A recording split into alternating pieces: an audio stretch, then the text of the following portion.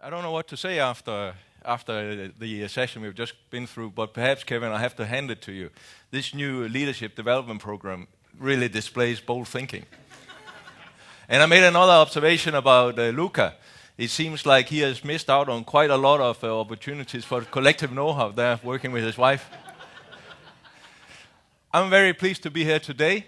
It's a great honor to be able to talk to you and to stand here in front of ITT in the process of a culture journey. And you kindly asked me to share with you what I have learned. I was very pleased when Luca, he invited me to talk. And I came down and we started talking about bold thinking. And I think, wow, excellent. Bold thinking, you say you want to row in a rowing boat across the Atlantic. That's pretty bold thinking. And then Luca says, and we also have collective know-how, and we would like you to talk about collective know-how. And I'm going like, fine. So I displayed some agility, as Denise said, and I said, sure, I can do that. And then I went away and I thought, okay, but how does this apply? And I only came up with the answer today in the room, actually. So this is also, we solve things in motion on the fly. And this is that I think when you do bold thinking, quite often you need collective know-how to make it happen. And when you come out with bold thinking ideas, you will get a lot of pushback. So you need a breakthrough before the collective know-how can kick in and before you can really succeed with your bold thinking. So this I will hope to demonstrate to you with my little story here, how my bold thinking, or just being very dumb, turned into something which means that you're willing to sit there looking at me talking to you today. So what I'm wanting to talk to you about is a different kind of culture journey. When I was 16 years old, I was very lucky. I won a scholarship to go to an international school in Wales. It's called the United World College of the Atlantic. And the sole purpose of this school is to promote international understanding. So this was founded in the Cold War, when you couldn't travel, you didn't have internet and so forth. And the idea was, and it's coined by Kurt Hahn, a great educator, who also came up with the Steiner schools. How can there be peace in the world without people understanding each other? And how can this be if they don't know each other? And then some money man, Eric Hurst out of California, I think it was, he came together, and also Lord Mountbatten in England, they came together, and they founded this school. And the idea is you had as many nationalities together as possible in a remote location, and you had to get on. So some say this is the place you go. You go and you don't know a certain nationality, but you don't like it, that nationality, for whatever prejudice you have, and you leave knowing why. Or you go and your prejudice is proven wrong. So I can shamelessly, fearlessly, with a good amount of fear, admit that you have a lot of things and you have a lot of surprises. People are like this is the stereotype you hear in the press, this is the stereotype you have in your head, but things turned out differently. And that is part of collective know-how. You need to be open-minded. Things may not be exactly how you expect or how you have heard, but if you keep an open mind, anything is possible. So, fast forward, I got a scholarship there. I started to select my subjects, and when I had selected my subjects, I found out I could have studied all this in Denmark. I am now at an international school. I should do something different. I should study something I couldn't study in Denmark. So I went down the list, A, B, C, Chinese studies, fantastic. I don't know anything about China, I'll do Chinese studies. And that's how, by scientific approach, I got interested in China.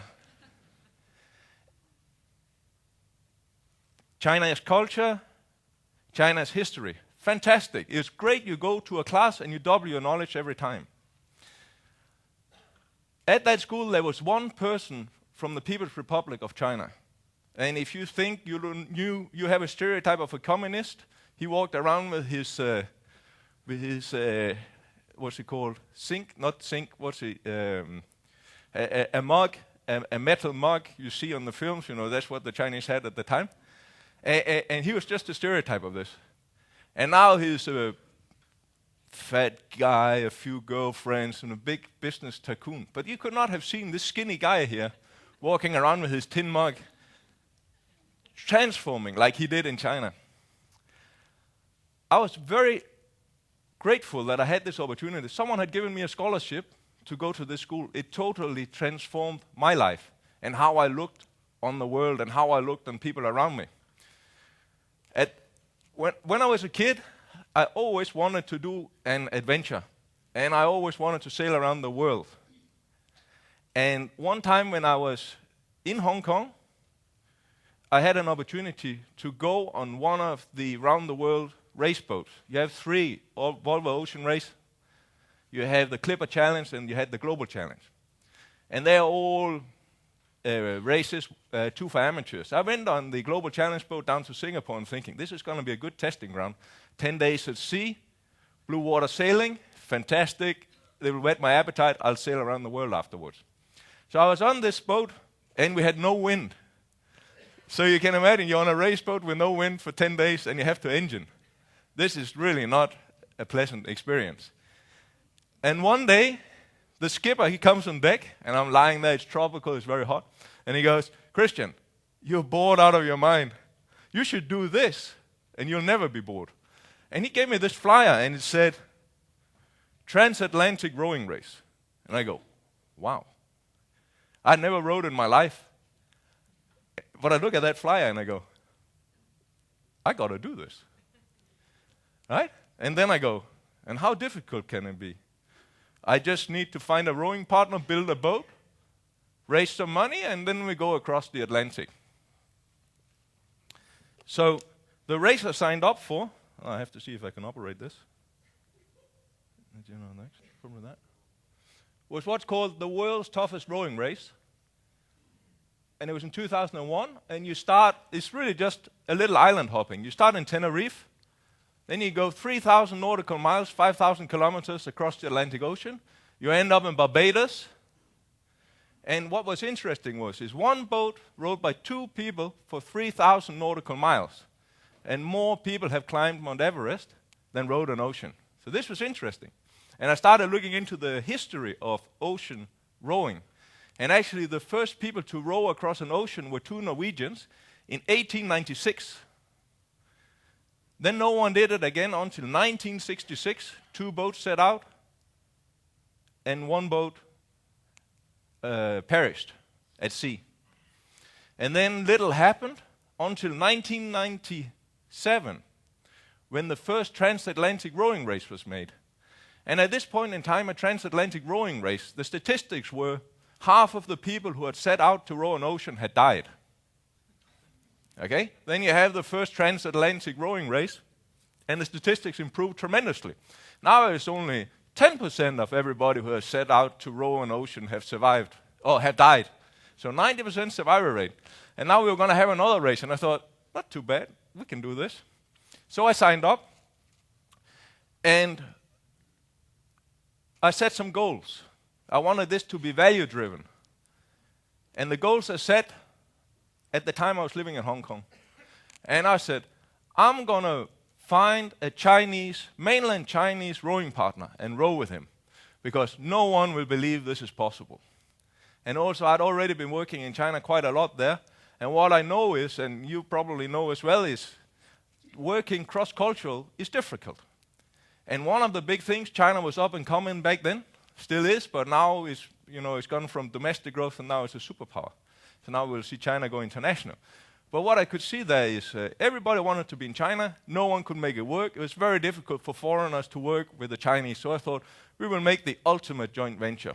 Here we have more than just going bankrupt at stake. Here we have our lives at stake. We don't succeed, we perish. And I thought, we will survive, and it will be a good kind of story and also a showcase for other people to say, no, you can work cross-culturally. It might be difficult, but you can do it. Second one we wanted to do, exactly. As long as you're willing to trust, you can work cross-culturally and you can succeed. Anything is possible. And I wanted to raise some scholarships for PRC students so they could go to Atlantic College. I wanted to give something back to my alma mater. And at that point in time, this is before you had all these billionaires coming out of China. China was not really rich, so the idea of giving money to charity was foreign. Now you have a lot of philanthropists, very wealthy people in China, but at that time, no one gave money. They kept it for themselves. So I wanted to use this idea that through sports, you can connect the charity to it and you can help others. China at that time, people, athletes, they went to do competition to make money for themselves or for their province. And of course, if we were going to do this, my Chinese rowing partner and I, we had to be friends at the end. Otherwise, it would kind of be a hollow idea. And then we had to finish in 56 days, and this, again, you'll appreciate this as engineer, another scientific approach. Because you get asked by the press, so how long will it take you? I don't know. They don't want to hear that. So I said, it'll take 56 days. And it was very logical, because the race starts on October 7th, and my girlfriend's 30th birthday was on the 3rd of December. And in between that, you have 56 days, and I didn't want to be late, so I said 56 days. And then we had to finish top 10, again another thing. There were 32 boats at the start, and we said we'll finish top 10 because, well, you have to say something, and it has to be good. But I never rowed before, but I thought, okay, we'll say that. So the boat then is, this is how it actually looked like. It was built in a very small shipyard in southern China. So what you see here, China, after building this, went on to become the world's largest shipbuilding nation. This is where it all started. They built this. So the boat is very simple. It's self-righting. Back down at the back there, you sleep. And everywhere else, underneath the seats in front, you have food. Because you need a lot of food to get across the Atlantic. And you see we have some solar panels there at the back, and a radar reflector there, and then it's really just a matter of rowing. Now, the other thing, and I thought this is going to be really easy, I need to find a Chinese rowing partner. And I went to the CCTV5 channel. This is a China sports channel. It's watched by maybe 50 million people when it airs. And I said to them, look, guys, here's my project. This is what I'm going to do. And they went, okay. I said, no, it's a very good project, and it has a lot of good values in it. Please report on it. And one of the producers said, okay, we'll do it, Christian. So they reported on this, and they said, Danish guy rowing across the Atlantic, looking for a rowing partner, everything paid. You just need to be willing to go. And this aired, and I was very excited. Well, I mean, first to be on Chinese television, and secondly, I thought, but I also had a lot of, I was a bit intimidated because I thought, how will I select? All these applicants, how will I select? And I got 2.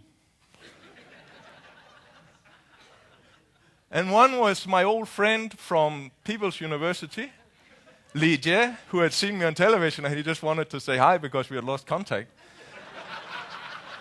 And the other one was a guy who actually, he sent me a CV and it was good, and Ma Bin, and I called him and I say, okay, good. And he goes, Christian, very interesting.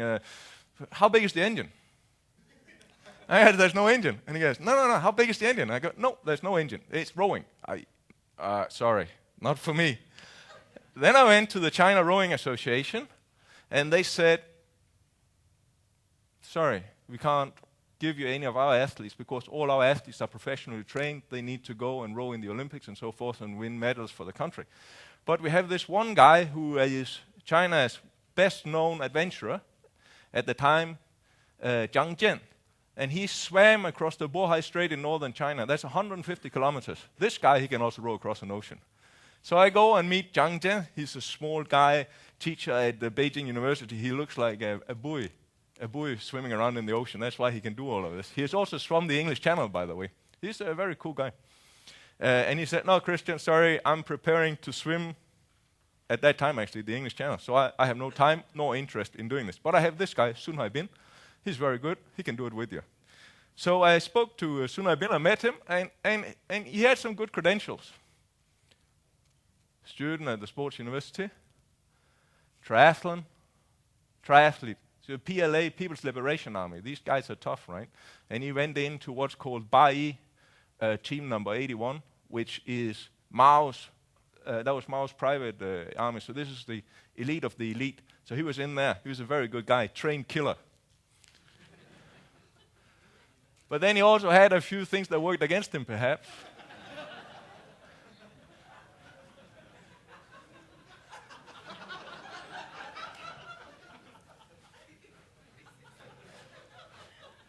But I think what is really important is, this was the kind of guy he was, right? And if you looked at that, okay, I had been out to sea. I knew I got seasick. I had never rowed before. So actually, we weren't that far off being equal partners. So we set about to do this, and just to kind of give you an idea about how committed he was without knowing what he was entering into, I said, Sun Haibin, we will run into storms. There'll be big waves. It'll be wet. We'll be scared. Won't you be scared? And he goes, nope. I said, why not? I can swim.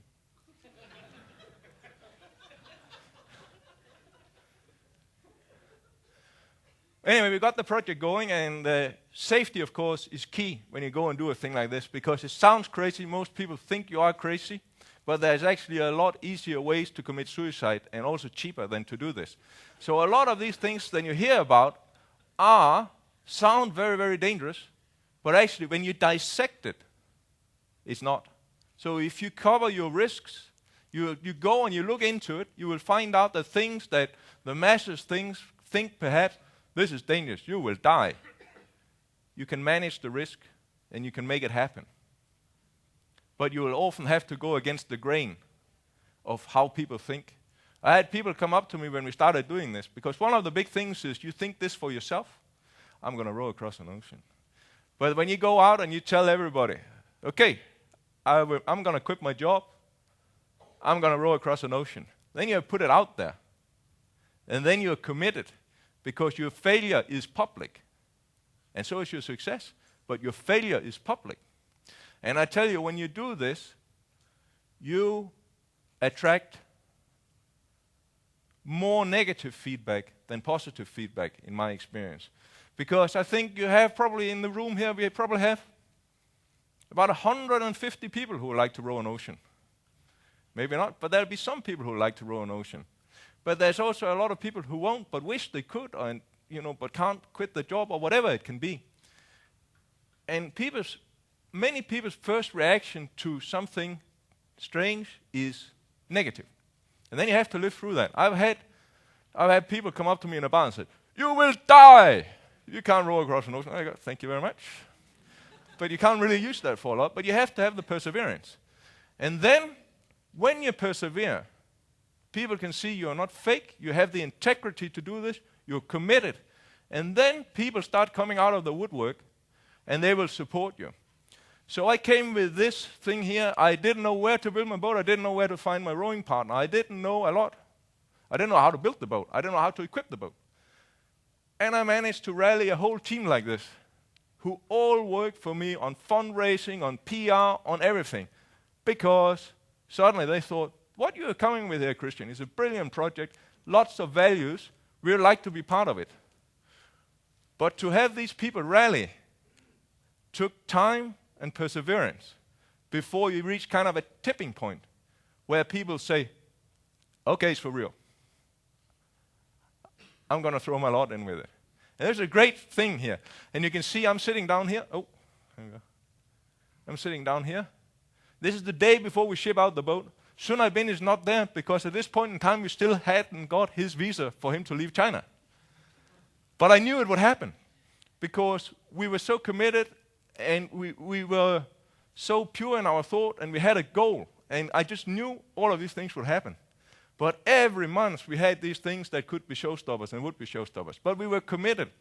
And we knew this project is good, it will succeed, it deserves to succeed. Fast forward, and now we are in Tenerife. And being in Tenerife was great. Because you can imagine, when you're walking around in Hong Kong, on the street, you're the village idiot, right? He's the guy who's going to row the ocean. And then when you're here on the pier with all the other competitors, anyone walking down that pier who's not rowing an ocean is an idiot. The village idiot, right? So also, who you associate yourself with really makes a difference for how you feel about what you're doing. So we had different entrances from different countries, and we were actually the first entrance from Asia ever. And Sun Bin was the first Asian to attempt to row an ocean. And here we are preparing. You'll see here there was an all-female team. They came third. Imagine that. An all-female team coming third in a transatlantic rowing race. They beat us by 10 days. This is amazing, right? This is amazing. They actually had to go through marriage therapy. They were not married, but they had to go through marriage therapy to get on with each other because they were professional athletes. They wanted to win, but they really didn't like each other. Right? So, and when you're out at sea like this, it's actually really important whether you get on with your partner or not, because there are no rules. Right? If Sun Bin, trained killer from the PLA, had decided that he was going to slit my throat and throw me overboard, right? Who would know? When you're out in the big ocean, you're tired, you're worn down, you're big waves, you're uncomfortable, maybe you're scared. Your mind starts playing tricks with you. So if you can't keep the focus in the boat, you can go loopy. You had brothers where one, he just started swimming for shore, he had had enough, right? You had another one, UK Army.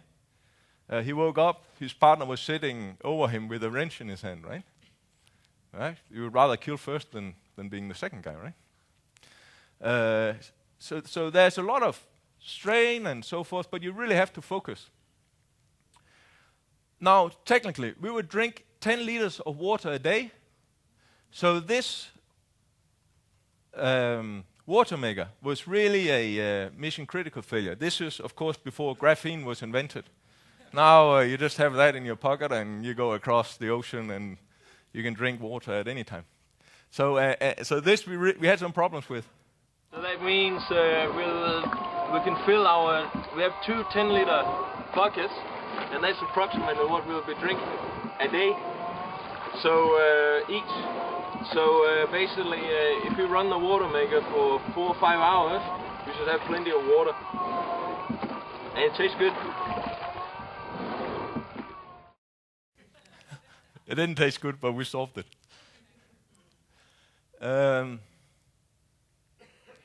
Another thing, food. We would eat an enormous amount of food because 6,500 calories a day, that's about approximately 3 times more than what a normal person eats a day. But we would burn all of this. I lost 7 kilograms rowing across the Atlantic Ocean. It's a very good diet. If you want to lose weight, row an ocean. But it also meant we were eating constantly. And this is what it looks like. 90 days worth of food, so you have Monday, Tuesday, Wednesday, Thursday, Friday, Saturday, Sunday, and then the weeks across there. And then the very last person to be lost at sea, he was lost the day before we left as an ocean rower. So this kind of brought it home to us that this is not all fun and games. There's a serious aspect to it as well. But we felt we had prepared well, and things should go well. If you look at the statistics of ocean rowing, everybody who has perished at sea, their boats have always been found. So we start on the 7th of October, and before we went out, we had made a plan. Plan the row and row the plan. And we had decided we would go south first and then west, because we should have better weather. And this is great, but as you can see, we're the only ones who think that. Everybody just heads straight west and we head south. And having this where we make a strategic choice to do different things, I tell you, it felt uncomfortable, right? Because you're leaving a small island and you know, okay, in 3,000 nautical miles, I can get back to shore. Everybody's heading that way and we're heading this way. Did we get it wrong? And we felt very bad for 21 days. And then we went down where we wanted to go west. And we had been falling in the rankings in the race. And then we started picking up. So we were vindicated after 21 days. But those 21 days were not nice. And what we had, humor is a big important thing of doing this. If you don't have humor, I think it would be very difficult to do this because it's stressful. You need a release valve. After 6 hours, we lost sight of the other boats. And then we started rowing. 2 hours on, 2 hours off, 2 hours on, 2 hours off. 24 hours a day for 56 days. So this meant that every 2 hours I would be outside rowing. And then when I was not rowing, I was resting, cooking, cleaning, repairing the boat, navigating. So you kind of go, it sounds very bad, but actually you get 2 full RAM cycles of sleep, plus a little bit extra. And then, of course, sometimes you're very tired and sometimes less tired. Did we argue? Yes, we argued. You will argue, right? You argue with your wife, you argue with your friends, you argue with your colleagues. We were very lucky that we were 2 very different cultures. So we, before we went into the boat, expected to have a lot of issues. So therefore, we decided we will think about this up front and we will work through all the different scenarios. Will we give up? Yes or no? Under what circumstances will we give up? What can I tell the other guy? Right? Can I tell him to take a rest or not? Who decides all of it? We had all this mapped out, which actually meant that when we went in the boat, we didn't argue about anything significant, but we argued about few cultural things that we couldn't change. This is unlike other people. You had a British pair, best friends, 2 journalists, one from the Times, the other one from the South China Morning Post. And they said, we've been best friends forever, we just go and do it. And they came out there, and one wanted to win, the other one wanted to have a leisurely race across. And they fell out so badly that the guy from the Times asked the guy from the Hong Kong paper to leave the boat. A safety vessel came, picked him up. The other guy continued for 2 weeks. Then he also couldn't continue. And then he asked for someone to come and save him, take him off the boat. And when the boat arrived, he found out that his former friend was on the boat. And then he said, "Thank you, I'm not getting on there." And then he had to wait another week before he would get off the boat when another vessel came. Right? We didn't have that because we expected we would be different. And that is something you should think about. Use time up front to think about what can go wrong, talk about it, different views. Don't take things for granted. And it's easier not to take things for granted because you are not the same culture. Right? So you can afford to say, okay, hey, I'm Chinese and you are Italian. Maybe should we sit down and think about this, because maybe even though superficially we seem to agree, let's just check and go down one level or more. And that really is conducive to better collective know-how sharing. We argued about 2 things.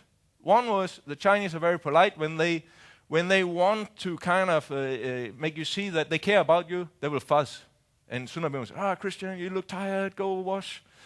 Brush your teeth, go and have a sleep. And I go, Sun Bin, if I had wanted to row across the Atlantic Ocean with my mother, I would have chosen her. Please, And for him it was, when being Danes, Nordics, we don't want to be too enthusiastic about things. So I would say, Sun Bin, at this speed we will reach Barbados in 20 days. And then I think, maybe that I'll now attract a bad omen, if we are not hit by a big storm. And this, if we are not hit by a big storm, was difficult for Sun Bin. And this we didn't solve. But this was just those 2 things, exactly that area we couldn't solve. But that was a small thing, and we were aware of it, that this was our blind spots. Our clothes start wearing out very soon. and our hands start wearing out very soon.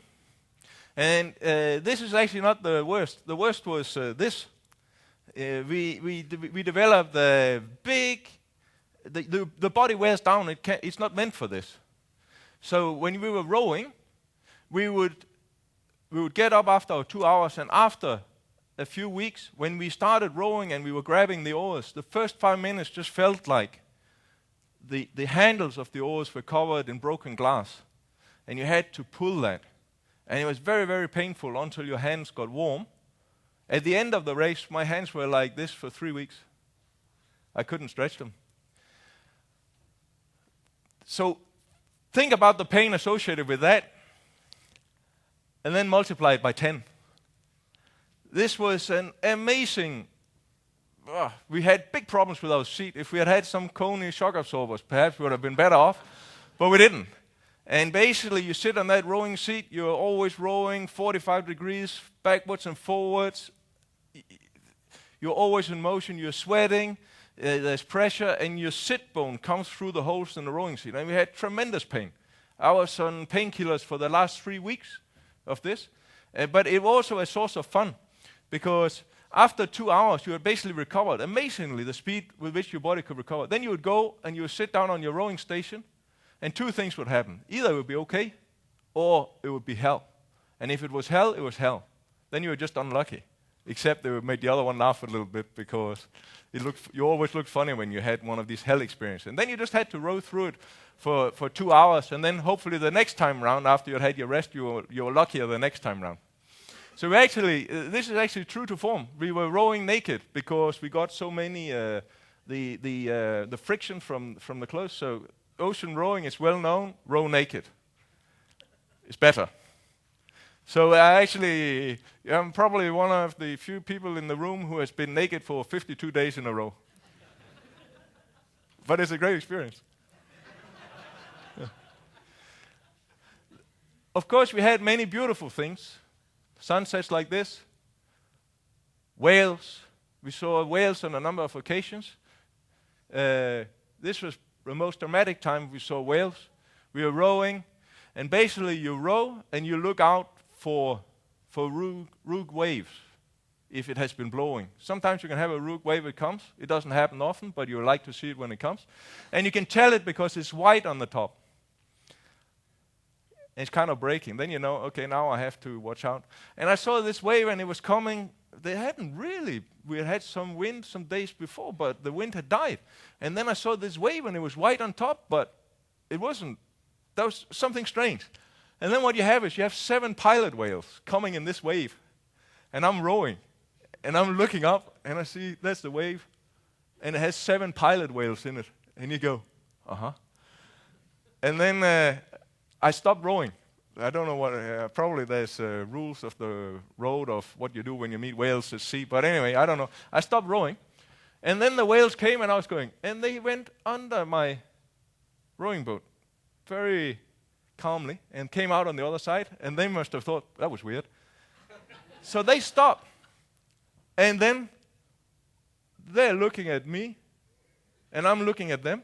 And we have like this. That was weird. And then they continue, and I continue. So it's an amazing experience. Another time when we also had contact with the outside, this was less pleasant. This was actually at night. And the Atlantic Ocean is very big. But it also has the ships. A ship, when you're sitting close to the ocean floor, and when we were sitting, we were maybe half a meter above the ocean floor. So your dipping distance, how far you can see on the horizon, is not very much. So this means a ship can be on top of you within half an hour. So from not having seen it to having run you down half an hour. That's also one of the reasons why we rowed in shifts, 2 hours at a time. So we had a constant lookout. And also, you don't double your speed by rowing 2 people together. So it was also speed-wise, it made sense. But here we are, and this ship came up on us, and you can see it's not good. It was heading for us, and we thought it must be able to see us on the radar, and it couldn't. And then we take out the VHF radio and we say, ship in approximate position, blah, blah, blah. Please acknowledge yourself. Nothing happens. Nothing happens. Nothing. And it gets really close. And then suddenly we have music blaring out of the radio. And there's a guy who goes, whoa, whoa, whoa, where are you? And we go, well, we're right in front of you. And he goes, I can't see you on the radar. And I said, well, look out your window. Oh, there you are. And now turn. And he turned. And then he stopped. There was a large luxury yacht. He stopped, and then we talked for a little while, and we were pretty shaken by this, right? And this was probably the low point of our trip. Then the next day, we wake up, and the hatch cover is broken. The back hatch cover is broken. So our watertight cabin is compromised. So that was bad, because then it's a safety thing. Then we want to make food, and the lighter is out of gas. And then we have a spare canister to refill the lighter. But because of the heat, it has all evaporated. And then we are like 2 weeks away from shore and no way to make food, warm food. And this, I have to say, that was the low point for me. And here is then an excellent demonstration of collective know-how in the most unusual circumstances. Because Sunai Bin, he looked at the lighter and he goes, wait a minute. He went inside the cabin and he came out, and then he had taken the little ignition thing out of the lighter, which would make a spark. And you could use that spark then to light the gas. And how does Sunai Bin know how to do this? Because when he was a kid, poor, growing up in Xinjiang, 4,000 kilometers away from the sea, this was the toy they had to play with.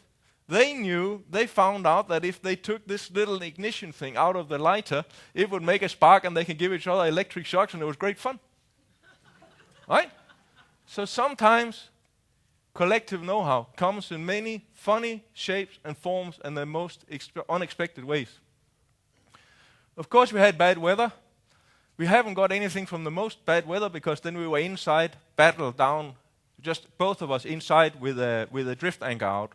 And when we had the drift anchor out, you were lying in there, and you were like, it was like being put in a sack, hung from a tree, and then beaten by baseball bats.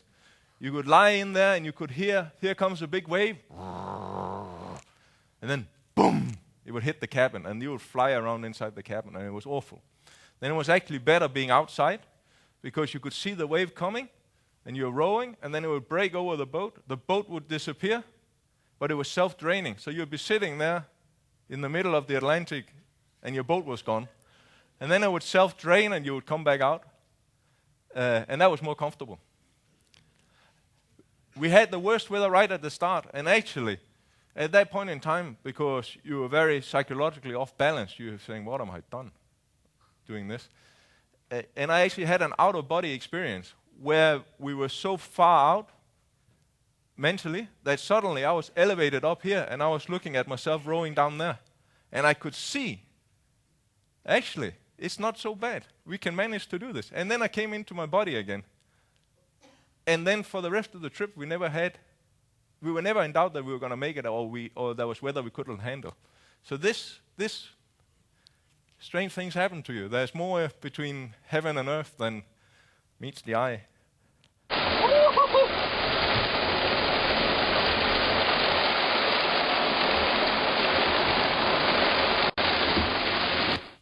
Yeah, we came in at the end of a big tropical depression when we came to the Caribbean. So you can see this gives you an idea about the size of the waves. You can imagine them being that high, and as long as they're not wide on top, it's okay. But when they're wide on top, you have to watch out. And we would then have harness on so we wouldn't be thrown out of the boat. You can see just the force of a wave, right, which hit the boat. This was a steel stanchion at the side, broke. Here you have the support boat.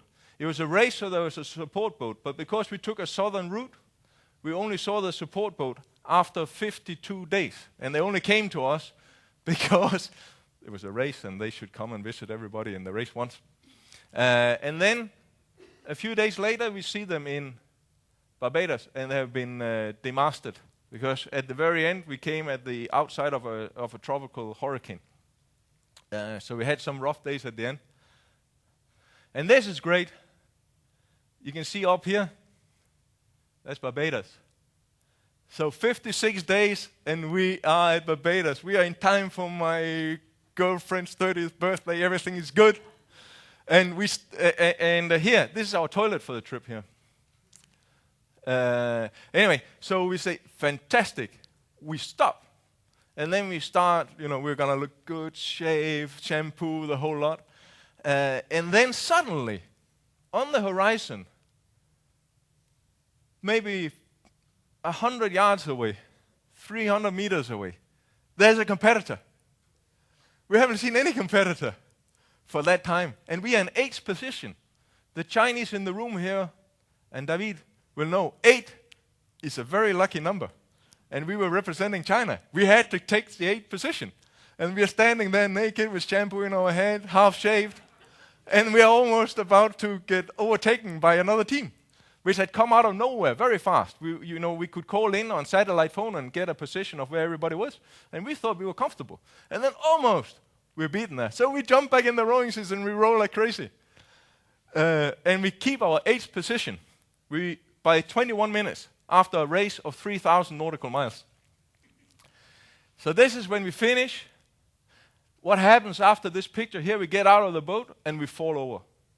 Because we are so used to moving like this, 45 degrees backwards and forwards, we can't walk straight. It took us 3 or 4 days before we could walk straight after getting out. And then with the hands, it took 3 weeks.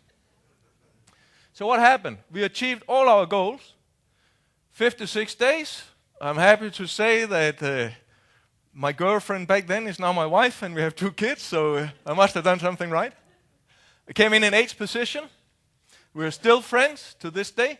We were talking about Sunai Bin coming to this event, but actually Sunai Bin still hasn't learned how to speak English. And we still talk about how important it is for Sunai Bin to learn to speak English. And he still promises to do it.